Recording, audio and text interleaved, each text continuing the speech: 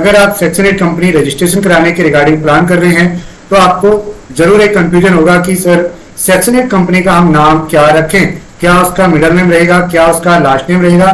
क्योंकि दोस्तों first name तो एक यूनिक नाम होना चाहिए, ये तो आप जानते ही हैं। क्योंकि अगर कोई कंपनी सेम नाम से रजिस्टर्ड है स्पेशली सेक्शन 8 में, तो फर्स्ट नेम तो आपको अलाउड होगा ही नहीं होगा। लेकिन आप मिडिल नेम और लास्ट नेम हाँ जरूर यूज कर सकते हैं किसी भी कंपनी का। तो कौन कौन से नाम लास्ट नेम और मिडिल नेम में अलाउड होते हैं एज पर कंपनीज एक्ट, हम इस वीडियो में डिस्कस करेंगे। तो दोस्तों सबसे पहले हम आते हैं लास्ट नेम पे। जैसे कि आपने काफी कंपनी देखी होंगी, कुछ कंपनी के नाम में प्राइवेट लिमिटेड लिखा होता है, कुछ कंपनी के नाम में लिमिटेड लिखा होता है, कुछ कंपनी के नाम में फाउंडेशन, एसोसिएशन, कुछ में ट्रस्ट और सोसाइटी, जो ट्रस्ट और सोसाइटी होती है लिखा होता है। तो दोस्तों जो सेक्शन 8 कंपनी होती है उसमें प्राइवेट लिमिटेड या फिर लिमिटेड वर्ड नहीं आता है, उसकी जगह यानी कि लास्ट नेम प्राइवेट लिमिटेड और लिमिटेड आता है। प्राइवेट लिमिटेड में आता है और लिमिटेड आता है पब्लिक लिमिटेड में। और दोस्तों जिस कंपनी में ये नाम नहीं आते यानी कि उसमें कुछ और नाम आते हैं, और जो नाम दिए गए हैं सेक्शन 8 कंपनी के लिए rule 8 of companies incorporation rule 2014 में, तो कुछ नाम यहाँ पर दोस्तों मतलब अलाउ किए गए हैं, वो हम देखिए डिस्कस करते हैं। तो पहला नाम है फाउंडेशन, जो सबसे ज्यादा लोग यूज करते हैं वो इसी नाम को यूज करते हैं, चाहे वो एनजीओ एक्टिविटीज के लिए कर रहे हो या फिर आप सेक्शन 8 में माइक्रो फाइनेंस के लिए कर रहे हो। तो सेक्शन 8 में माइक्रो फाइनेंस के रिगार्डिंग अगर आपका कोई कंफ्यूजन है तो मेरी प्रीवियस वीडियो 2-3 उसी टॉपिक पे हैं, आपको क्लियर कर सकते हैं। कुछ लोग दोस्तों फोरम इसमें यूज करते हैं, कुछ एसोसिएशन यूज करते हैं, कुछ फेडरेशन, कुछ चैम्बर्स, कुछ कन्फेडरेशन, कुछ काउंसिल, कुछ इलेक्टोरल ट्रस्ट एंड कुछ इसके मिलते जुलते नाम भी मिल सकता है जो रूल 8 में लिखा हुआ है।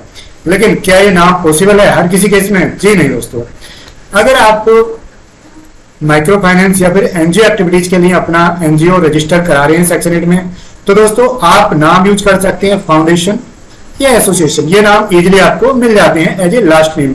फॉर एग्जांपल अगर आपका नाम है गीता श्री फाउंडेशन, तो जो फाउंडेशन लास्ट में जो नाम है उस नाम की यहाँ पर दोस्तों बात हो रही है। लेकिन अगर आप कोई और नाम इनमें से चाहेंगे, जैसे काउंसिल है, इलेक्टोरल ट्रस्ट है, तो ये नाम हो सकता है आपको ना मिले, क्योंकि ये नाम दोस्तों कंपनी के ऑब्जेक्ट के ऊपर डिपेंड होते हैं कि आपकी कंपनी क्या वर्क एक्टिविटीज आगे चल के करेगी।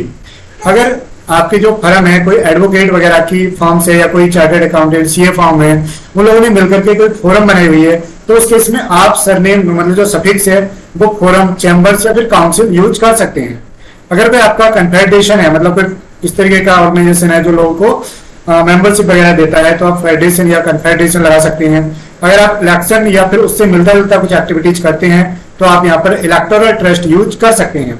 लेकिन अगर आप सिंपली अपना जो है सेक्शन 8 माइक्रो फाइनेंस या फिर एनजीओ एक्टिविटीज के लिए करते हैं, एनजीओ में चाहे आप मेडिकल में जाते हो, ट्रेनिंग एजुकेशन में जाते हो, वुमेन एम्पावरमेंट के लिए जाते हो, या फिर आप गरीबी हटाने के लिए जा रहे हो, लोगों को अवेयरनेस करने के बारे में जा रहे हो, तो आपको दोस्तों फाउंडेशन एक बेस्ट माना जाता है। एसोसिएशन भी कुछ लोग लगाते हैं लेकिन फाउंडेशन सबसे बेस्ट माना जाता है। अब उन्होंने रूल में तो ये लिखा कि इससे मिलता जुलता भी मतलब जो ऊपर नहीं है वो नाम भी आप यूज कर सकते हैं, लेकिन ये दोस्तों वो और कोई नाम नहीं देते हैं। जैसे आपने कई यूनिवर्सिटीज का नाम सुना हुआ इंस्टीट्यूशन या इंस्टीट्यूट लास्ट में, जो पहले यानी कि ट्रस्ट और सोसाइटी के एक्ट के अंडर अलाउड होता है, लेकिन कंपनीज एक्ट के अंडर सेक्शन 8 में नॉर्मली अलाउड नहीं होता है। ठीक है, तो इन्होंने सिर्फ लिख रखा, लेकिन ये बहुत रेयर केसेस में या अंदर बिना रेफरेंस के और कोई नाम अलाउड नहीं होता है। अब दोस्तों हम बात करते हैं मिडिल नेम की।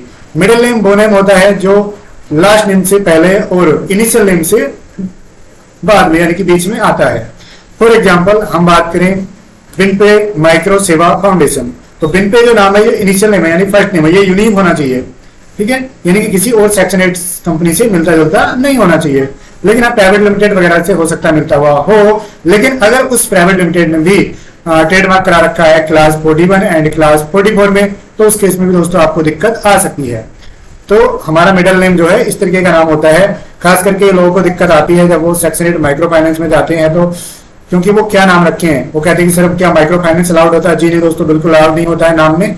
माइक्रो क्रेडिट बिल्कुल अलाउड नहीं होता है। क्या माइक्रो केयर अलाउड होता है? जी हाँ। माइक्रो सेवा अलाउड होता है। मैंने कुछ नाम यहाँ पर लिख रखे हैं, जैसे सेवा आप कर सकते हैं डायरेक्ट, ये देख सकते हैं सेवा है, charitable foundation, charitable association, care है जैसे बिनपे केयर फाउंडेशन या बिनपे केयर एसोसिएशन, माइक्रो केयर है जैसे अभी हमने रिसेंटली कंपनी रजिस्टर की है त्रिपुर सुंदरी माइक्रो केयर फाउंडेशन, अभी हमने एक और रजिस्टर की है, Pramod Patil, Kolhapur, PPK Micro Service Foundation. तो माइक्रो सर्विस, माइक्रो सेवा, इस तरीके के आप वर्ड दोस्तों लगा सकते हैं, या फिर आप बिना किसी मिडल नेम के भी ये लगा सकते हैं, यानी मिडल नेम लगाना मैंडेटरी यहाँ पर नहीं है। काफी सारे आपने फाउंडेशन देखे होंगे, जैसे धनापुरम फाउंडेशन, गीता श्री फाउंडेशन, और काफी सारे फाउंडेशन होते हैं, दू मोहन फाउंडेशन, जो डायरेक्टली होती है, बिना किसी मिडल नेम के भी आप अपना जो एनजीओ है वो रजिस्टर करा सकते हैं। मिडिल नेम रखना मैंडेटरी नहीं होता है। क्या दोस्तों लास्ट नेम रखना भी ऑप्शनल होता है? जी नहीं दोस्तों, लास्ट नेम रखना मैंडेटरी है। आपको इनमें से कोई ना कोई एक नाम रखना जरूर होगा, तभी आपकी कंपनी सेक्शन 8 के अंदर रजिस्टर हो पाएगी। तो दोस्तों अगर आप एनजीओ रजिस्टर कराना चाहते हैं या फिर आपकी कोई क्वेरी है तो आप हमें कमेंट जरूर कर सकती हैं। डिस्क्रिप्शन में हमारी ईमेल आईडी भी मिल जाएगी, आप हमसे कनेक्ट हो सकते हैं।